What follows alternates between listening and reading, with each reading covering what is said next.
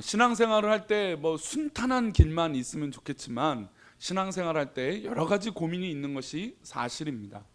뭐 여러 가지 나의 방향과 나의 목적과 나의 어떤 의도함 때문에 또 고민들도 있겠지만 또 교회 안에서 있을 때도 내가 의도치 않게 고민과 염려들이 있을 수 있다는 것이죠.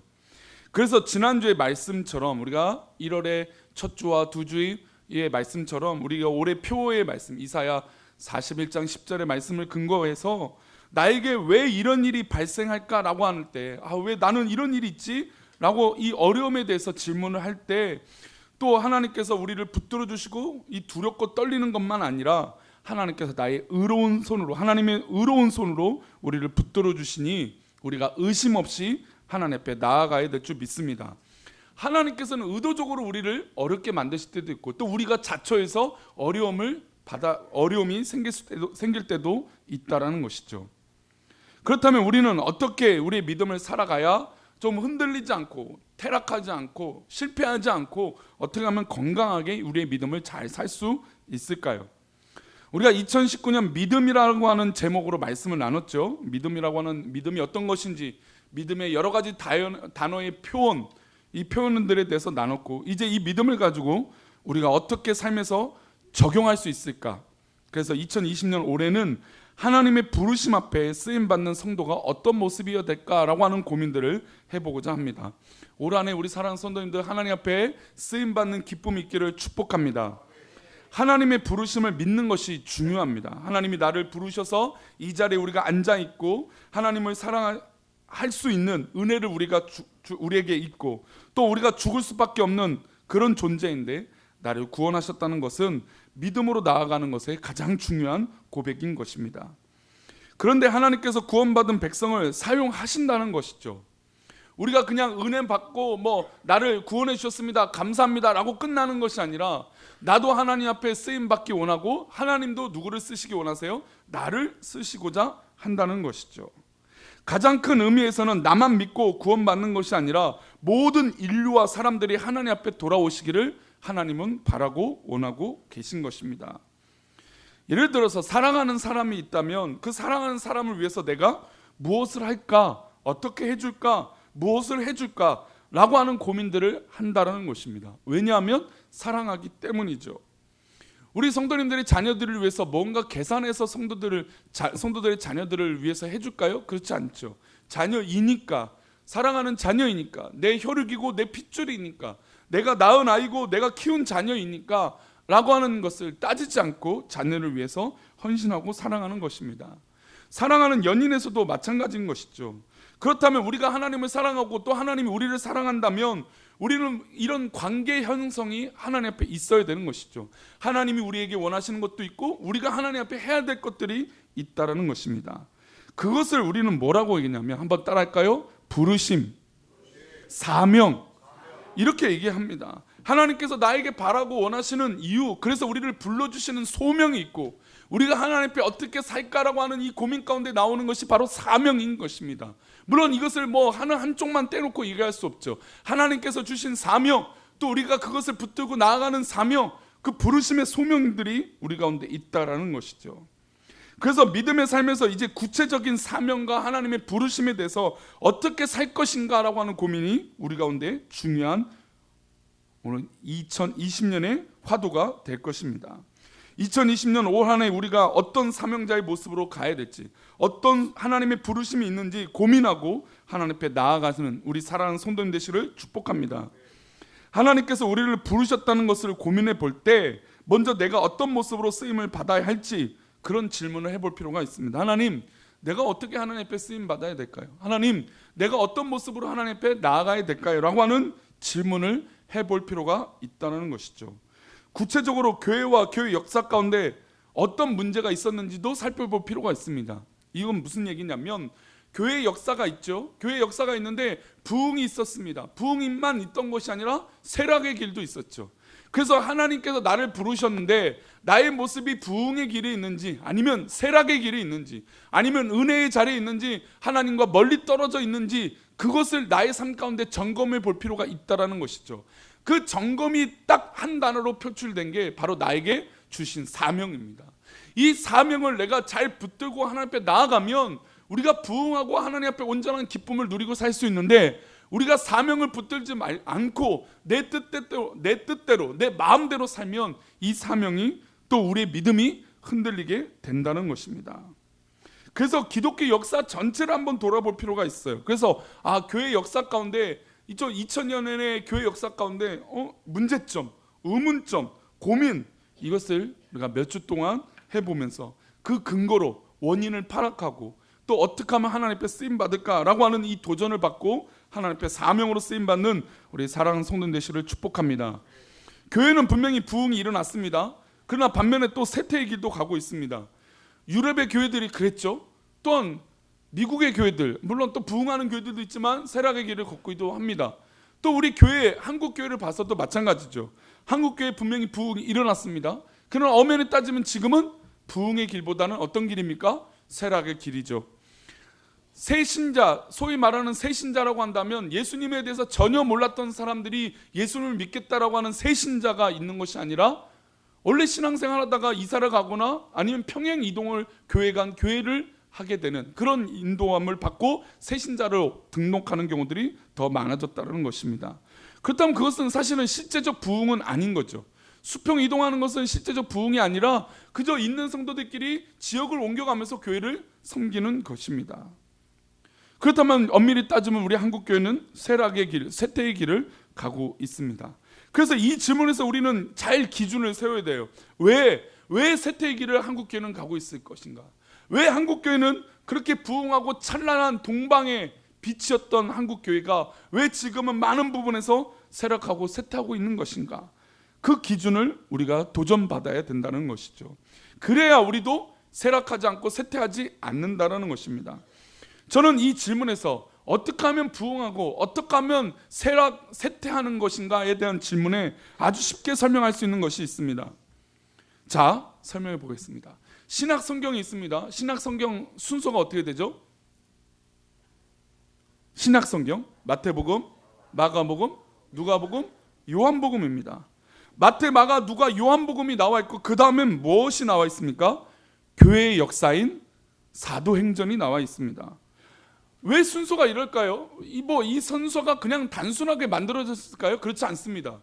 성경의 많은 부분에서 역사와 어떤 그런 의미와 또 수많은 회의를 거쳐서 성경의 순서가 정해진 것이죠. 그러면 왜 신약 성경엔 마태복음, 마가복음, 누가복음, 요한복음 그 다음에 교회의 역사인 사도행전이 기록되어 있을까요?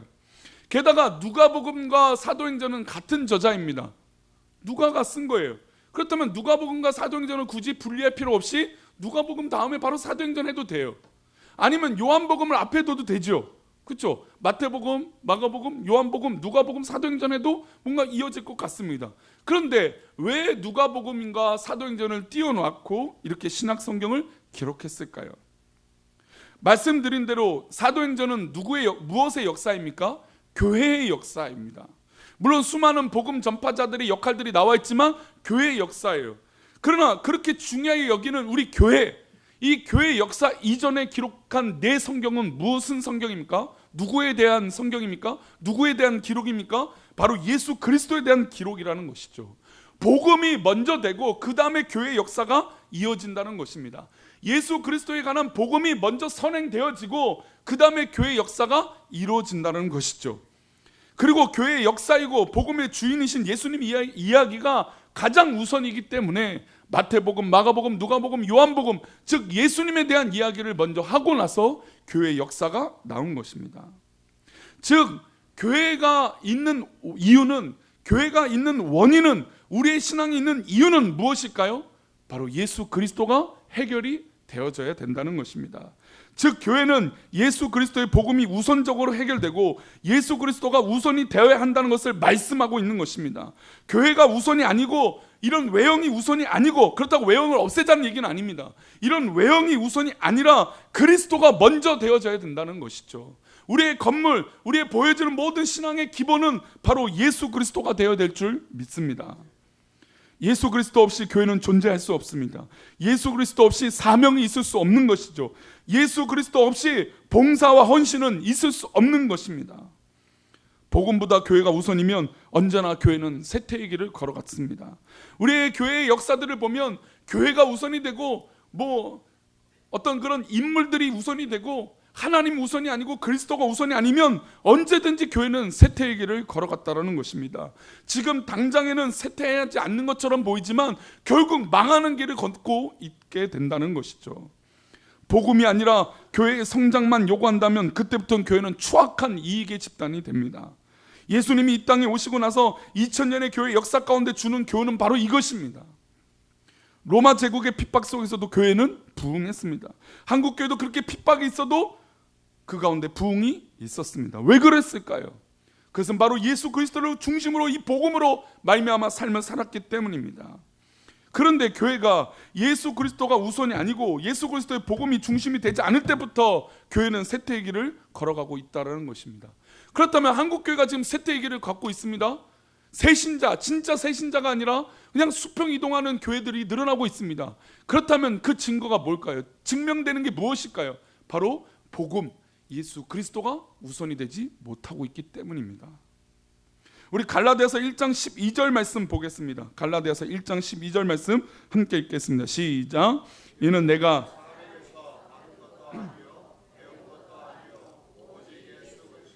계시로 말미암은 것이니라. 내가 누구에게서 받은 것이 아닙니까? 사람에게서 받은 것도 아니고 사람에게서도 배운 것이 아니고 우리가 살아가는 모든 방향과 사명과 부르심은 바로 예수 그리스도의 계시로 말미암은 것이라는 것이죠. 우리 교회가 유지되고 우리 교회가 이렇게 살아가는 것과 우리 성도들이 이렇게 살아가는 모든 것들, 이 배운 것은 다른 것에서 배운 것이 아니라 예수 그리스도로 말미암아 배운 것인 줄 믿습니다. 이게 교회의 본질이에요. 교회의 본질은 누구에게서 이끌려가는 것이 아니고 누구 때문에 교회가 유지되는 것이 아니라 예수 그리스도로 말미암아 유지되고 예수 그리스도로 말미암아 말씀이 선포되어지는 것인 줄 믿습니다. 우리가 다른 것으로 말미암은 것이라면 우리는 이 교회를, 우리 꿈꾸는 교회를 유지할 수 없는 것입니다. 하나님께서 우리에게 영원한 생명을 주셨고 예수 그리스도라고 하는 이름을 우리에게 주신 줄 믿습니다. 저 십자가는 그래서 저주와 절망의 십자가가 아니라 우리의 소망이요, 우리의 길이요, 우리의 전부인 것인 줄 믿습니다. 우리의 갈 길을 알려주신다는 것이죠. 우리의 삶의 방향을 바로 오직 예수 그리스도로 말미암아 주신 것입니다. 이것이 바로 교회의 목적이고 삶의 목적인 것입니다. 우리 로마서 13장 14절 말씀입니다. 우리 함께 읽겠습니다. 시작. 오직 주 예수 그리스도로 옷 입고 정욕을 위하여 육신의 일을 도모하지 말라. 그래서 하나님의 뜻대로 하나님의 말씀을 받고 하나님 말씀대로 살아가는 사명자들은 이제는 육신의 일을 도모하는 것이 아닙니다. 우리는 그래서 하나님 부르신 하나님 뜻대로 하나님의 일을 도모하고 살아가는 사람이라는 것이죠. 우리가 믿음을 고민하고 하나님의 부르심을 고민할 때 우리는 우리 앞에 있는 육신의 옷을 무엇을 입었는지 점검할 필요가 있어요. 우리 성도님들이 오늘 옷을 입고 오셨어요. 참 예쁘고 아름답게 멋있게 입고 오셨습니다. 그런데 이 옷의 의미가 무엇인지 점검할 필요가 있다는 것이죠. 내가 보여주는 이 옷, 하나님 앞에 보여드리는 이 옷이 어떤 믿음의 고백을 담고 있느냐 이겁니다. 이건 실제적인 옷도 그렇고 우리의 신앙의 옷도 마찬가지입니다. 내 마음대로 옷 입고 내 멋대로 옷 입고 한다면 이해할 수 없는 것이죠. 우리 어른들이 볼 때 젊은 세대들의 패션, 물론 우리 교회 나오시는 분들은 패션이 그렇게 막 튀거나 너무 막 지나치는 경우는 없죠. 근데 보통 TV에서 보여지거나 조금만 밖에 나가도 야 저런 옷을 입고 다니네라고 하는 이유를 보게 됩니다. 그리고 저렇게 어떻게 옷을 입고 다니지? 라고 생각이 들기도 합니다. 우리의 신앙이 보여지는 모습도 마치 그렇다라는 것이죠. 우리 신앙이 보여지는 우리의 모습, 그것이 사명이고 하나님 앞에 쓰임받는 소명인데 그 모습이 온전하지 못하고 하나님께서 기뻐하지 않는 모습이 우리 가운데 있을 수 있다라는 것입니다. 사랑하는 성도님들, 하나님의 일을 도모하고 하나님의 것으로 옷 입으시기를 축복합니다. 성경도 그래서 복음서가 먼저 기록된 것이고 교회의 역사가 그 이후에 기록되어진 것입니다. 한국 교회가 쇠퇴하고 어려워지고 있다고 합니다. 그래요, 맞아요. 이제는 교회 목사도 존경받지 못합니다. 그런 시대가 왔어요. 교회의 쇠퇴가 실제로 이루어지고 있어요. 아니 점차 한국 교회는 손가락질을 받고 있습니다. 왠지 이단과 사이비도 교회를 빙자해서 다 교회를 욕먹이기도 하고 실제로 건강한 교회도 무너지고 있는 현실이 있기 때문입니다. 그러나 이 어려움의 해법은 오직 예수의 이름이 이 땅에 온전하게 열매를 맺는 것인 줄 믿습니다. 오직 예수의 이름만이 선포되어질 때 다시 어떻게 될 수 있을까요? 부흥의 불길이 타오르게 되는 것입니다. 한번 따라할까요? 오직 예수님의 이름만이 선포되어질 때 다시 부흥의 불길이 오른다. 할렐루야. 그렇습니다. 우리의 방법과 모든 해법은 다른 것이 없어요. 그래서 바울 사도는 고린도 교회에 우리가 주로 살아가는 방법이 무엇이냐고 했을 때 이렇게 말합니다. 우리가 살아가는 방법이 무엇이냐? 우리 고린도후서 4장 5절인데요. 읽습니다. 시작. 우리는 우리를 전파하는 것이 아니라 오직 그리스도 예수의 주 되신 것과 또 예수를 위하여 우리가 너희의 종 된 것을 전파함이라. 할렐루야. 우리는 우리를 전파하는 것이 아니에요. 교회는 교회의 이름을 전파하는 것이 아니에요. 이상하죠? 한국교회 가면 교회 이름이 먼저 됩니다. 저도 그래요. 어느 교회. 언제부터 건물과 그 안에 있는 소속되어 있는 사람들에 대해서 관심을 갖기 시작했어요. 그러나 교회는 그 건물과 그곳에 속해 있는 사람에 대해서 관심을 갖는 것이 아니라 그 교회의 주인 되신 예수 그리스도의 이름을 선포하는 것인 줄 믿습니다. 이게 교회의 본질이에요.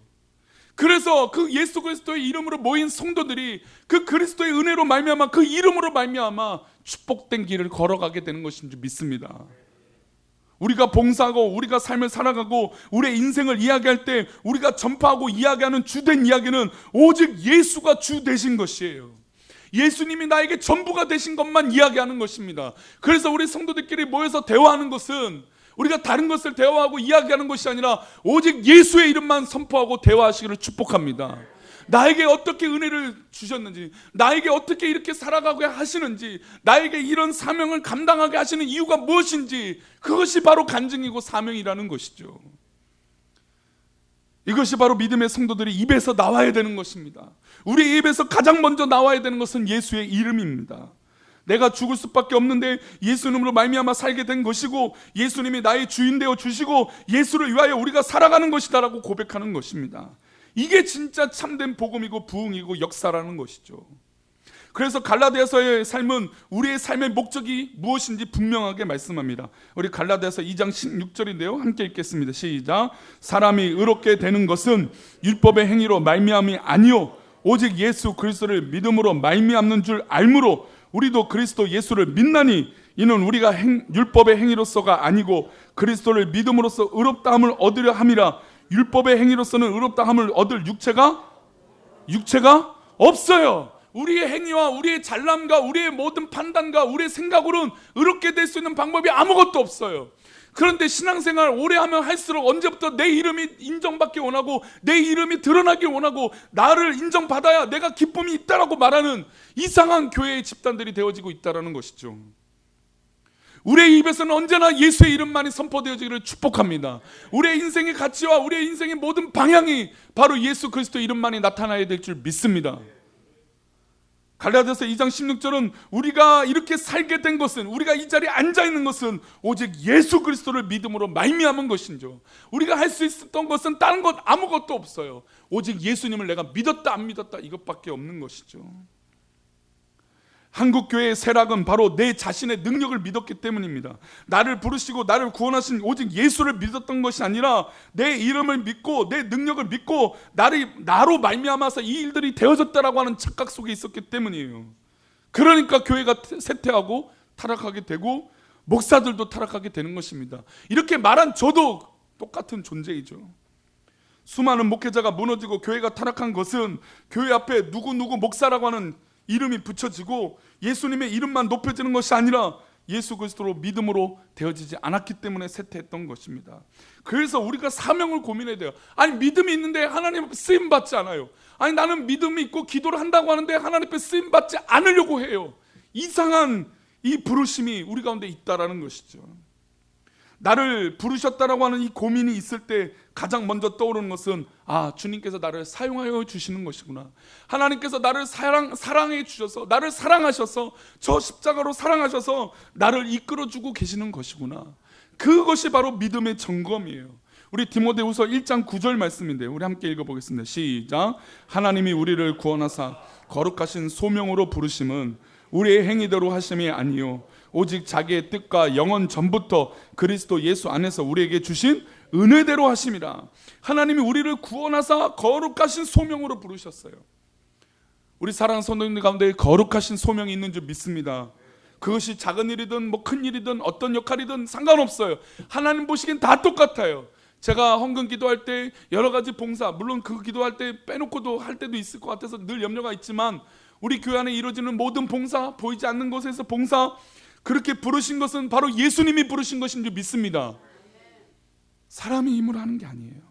우리의 행위대로 하심이 아니에요. 오직 하나님께서 우리를 부르신 그 영원 전부터 계획이 있는 것인 줄 믿습니다. 내가 하고 있는 이 행위가 하나님께서 영원 전부터 계획하신 것이에요. 얼마나 대단합니까? 그런데 우리가 내 뜻대로 판단하고 내 생각대로 판단하고 내 뜻대로 행동한다고요? 하나님이 영원한 계획이 있는데, 그 부르심이 있는데 내 마음대로 산다고요? 그것은 하나님의 전능하심을 무시하는 것입니다. 하나님 살아계심을 무시하는 것입니다. 그래서 우리 교회의 본질은 바로 하나님의 살아계심, 그래서 우리의 행위대로 하는 것이 아니라 예수 그리스도의 은혜대로 행동하는 그런 믿음의 결실이 있기를 축복합니다. 이것이 이 목사의 본질이 되어져야 돼요. 그리고 우리 모든 성도들의 본질이 되어져야 되는 것입니다. 한국교회의 부흥의 역사를 이야기할 때 특별히 김준권 목사님을 얘기합니다. CCC를 이끌었던 우리 민족의 영적 지도자 중 한 명이죠. 물론 뭐 다양한 평가들이 있겠지만 그래도 이분이 해왔던 그 걸음은 잊을 수 없습니다. 근데 이분이 가장 유명했던 표현을 한마디로 표현하면 백문일답이라고 하는 표현입니다. 오늘 설교 제목이죠. 100가지 질문이 있는데 한 가지 답이다라고 말합니다. 우리의 삶에 100가지, 1000가지, 10,000가지 이유가 있고 질문이 있잖아요. 그렇죠? 근데 100가지, 10,000가지 뭐 여러 가지 질문이 우리 삶 가운데 있는데, 그곳에 믿음의 사람은 언제든지 단 한 가지라는 것입니다. 100가지 질문하는데 오직 한 가지. 그 한 가지는 무엇일까요? 그 한 가지는 누구일까요?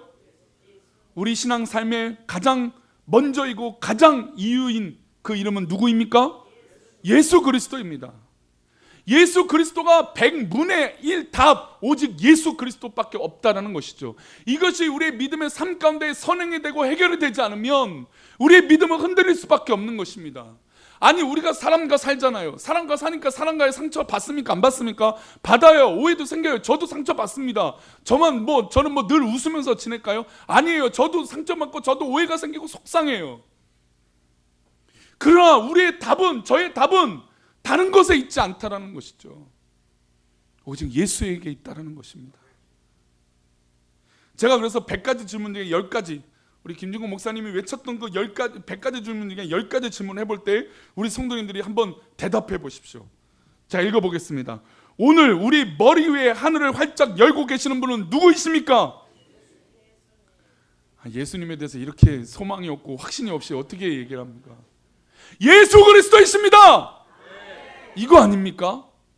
두 번째, 우리를 보고 가장 기뻐하시는 분은 누구이십니까? 왜 창피하세요? 예수님의 이름을 말씀하시는데 저만 오버하는 건가요? 저만 그 이름 들으면 뛰는 건가요? 아니잖아요. 우리 더 크게 한번 해봅시다. 우리보다 더 높이 뛰시고 더 신나하시는 분은 누구이십니까? 우리에게 발벗고 달려오시는 분은 누구이십니까? 우리도 질세라 마주보며 뛰어나가 안겨야 할 분은 누구이십니까? 이 땅의 모든 민족이 돌아가야 할 곳은 어디입니까? 이 땅의 모든 교회가 무릎 꿇어야 할 분은 누구입니까? 이 땅의 모든 통치자가 두려워할 분은 누구이십니까? 모든 민족을 품으시고 계신 분은 누구이십니까? 모든 교회의 머리 되신 분은 누구이십니까? 할렐루야. 그렇습니다. 100가지 질문이 있어봤자, 10,000가지 질문이 있어봤자 답은 한 가지예요. 믿음의 삶은 다른 것이 없습니다.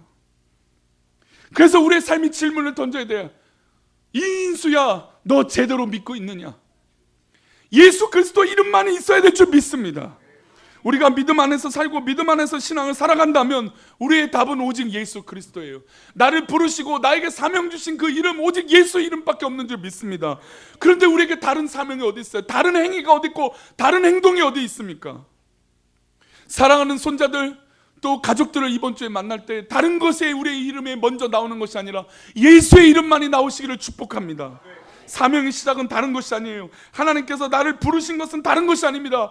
제가 어렸을 때 그렇게 기도 안에서 눈물 흘리고 기도하고 찬양하고 애썼던 건 예수 이름이 그렇게 좋았기 때문이에요. 그런데 언제부터 그 이름이 내 입에서 나오지 않고 언제부터 그런 열정이 나 가운데 식어진 모습이 있었다는 것이죠. 그렇게 된 것은 바로 내 안에 예수 그리스도님이 채워진 게 아니라 내 이름만이 높여지고 있다는 것입니다. 우리 꿈꾸는 교회도 그 이름 이전에 바로 예수의 이름이 높여지기를 축복합니다. 예수의 이름만 나타나기를 축복합니다. 이게 바로 믿음의 연장의 사명의 시작인 것입니다. 말씀 맺겠습니다. 사명의 시작은 다른 것이 아닙니다. 하나님께서 나를 부르신 것은 다른 것이 아니라 오직 복음이고 오직 예수 그리스도의 믿고 하나님 앞에 저 십자가 앞에 엎드리는 것인 줄 믿습니다. 그러면 하나님 마음을 알겠죠. 하나님 마음을 깨닫죠. 그리고 도전을 받겠죠. 그게 바로 사명이에요. 내가 하고 싶은 것을 하고자 하는 것도 사명일 수도 있겠지만 하나님 앞에 조용히 엎드려 기도하고 하나님께서 나에게 원하시는 것이 무엇일까? 그 질문을 던졌을 때 그것을 잡고 달려 나아가는 것이 바로 사명입니다. 그래야 교회가 쇠퇴하지 않아요. 그래야 성도가 넘어지지 않아요. 그래야 성도가 바로 예수 그리스도의 이름으로 바로 서게 될 줄 믿습니다. 하나님의 온전한 일꾼 되어질 때 진정한 하나님의 인도하심, 하나님의 의로운 손으로 우리를 붙들어 주실 믿습니다. 그 손은 누구의 손입니까? 그렇게 붙들어 주시는 손은 누구의 손이십니까? 바로 예수 그리스도의 손이십니다. 오늘도 귀한 주일에 예수 그리스도의 손만이 우리 성도님 가운데 있기를 축복합니다. 우리의 모든 평생의 일정과 삶 가운데 오직 예수 그리스도의 손으로 붙들림 받기를 축복합니다. 이 시간 우리 아까 말씀드렸던 또 우리가 불렀던 찬양인데 이 찬양의 영상을 보면서 말씀을 맺겠습니다. 영상 준비가 되시면 말씀해 주시고, 우리 이 영상을 보시면 김중건 목사님이 집회하시던 장면이 나와요. 사실은 제가 아까 10가지 막 했잖아요. 김중건 목사님의 그 연로하신 목소리로 들으면 저도 사실은 CCC 집회를 예전에 어렸을 때 참여한 적도 있지만 정말 대단하다라고 하는 그 젊은이들의 열정들이 있었어요. 근데 그 젊은이 때가 우리 성도님들 아닙니까? 그냥 교회만 나오면 떨려요. 예수의 이름만 들으면 막 심장이 뛰어요. 내가 어떻게 할까라고 하는 고민. 근데 지금 내가 나이가 많아져서 못한다고요? 내가 환경이 안 되고 여건이 안 된다고 안 한다고요? 아니에요. 그때는 포기할 수 있는데 지금은 못한다? 그는 바로 예수 그리스도의 이름이 없기 때문인 것이죠. 우리 사랑하는 성도님들, 예수 그리스도가 회복되기를 축복합니다. 우리 사랑하는 성도님들, 예수 그리스도만이 높임을 받으시기를 축복합니다. 그런 삶을 살아야죠. 우리 교회가 그런 교회가 되어져야 되죠. 할렐루야. 아멘. 아직 안 됐습니까? 됐습니까? 우리 이 화면도 바꿔주세요. 위에서도 볼 수 있게.